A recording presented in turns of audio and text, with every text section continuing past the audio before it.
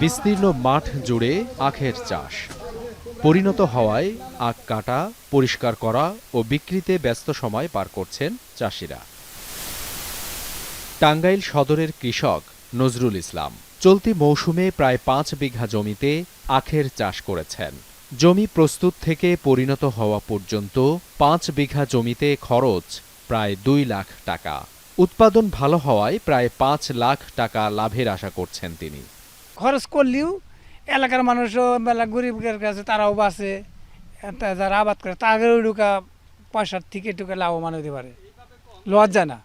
এই আমি যে মনে করি ৪০,০০০ টাকা বিঘা খরচ করি, এই খরচটা তো এই মানুষের মাধ্যমে খরচ করা হয়। এই শ্রমিকও বেশি খরচ হয়, সার বিষ যা কিছু দেয় অর্ধেক দেওয়া হয় সার বিষে, আর অর্ধেকের বেশি যায় কামলার পাশে। এই চৈত মাসে তো কুশাল খেতে ডুব পানি কেন পারে, ওই সময় তো অনেক গরম, মাথার থেকে পাতা মতো পানি গরম পড়ে ভিজা যায় গিয়া। তারপর আমরা কুশাল খেতে যে কিছু লাভের আশায় যে কুশালটা আবাদ করলে এবার কিছু পয়সা পাই, আমি আর কি টাকা পয়সা পাই। তার মতো সদরের প্রায় ৫০০ কৃষক আখের চাষ করেছেন। একই জমিতে চাষ করেছেন পেঁয়াজ, ডাল, মিষ্টি কুমড়া সহ বিভিন্ন শাকসবজি।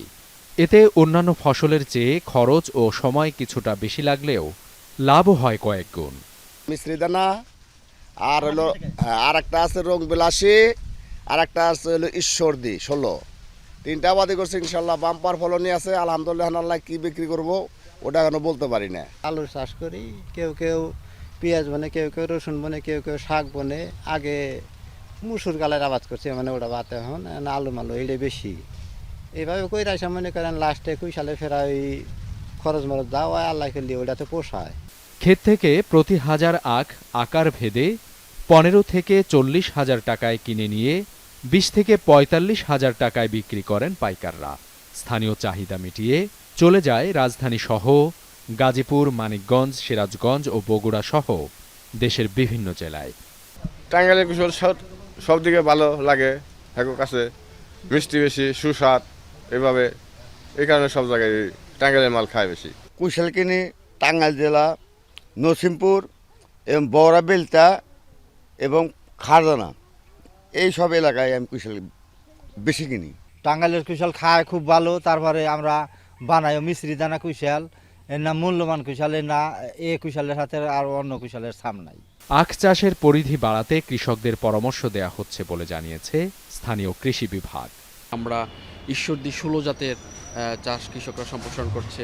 এছাড়া বাংলাদেশ সুগারকেন রিসার্চ ইনস্টিটিউট উদ্ভাবিত BSRI ৪১ এবং BSRI ৪২ এই জাতগুলো ক্রমান্বয়ে সম্প্রসারণ হচ্ছে। আশা করি টাঙ্গাইল জেলা আখ চাষে এগিয়ে যাবে।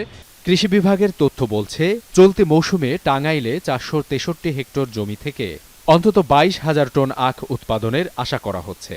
প্রতি বিঘা আখ উৎপাদনে খরচ বাদে কৃষকের লাভ হয় ৫০ থেকে ৬০ হাজার টাকা। এখন টাঙ্গাইল।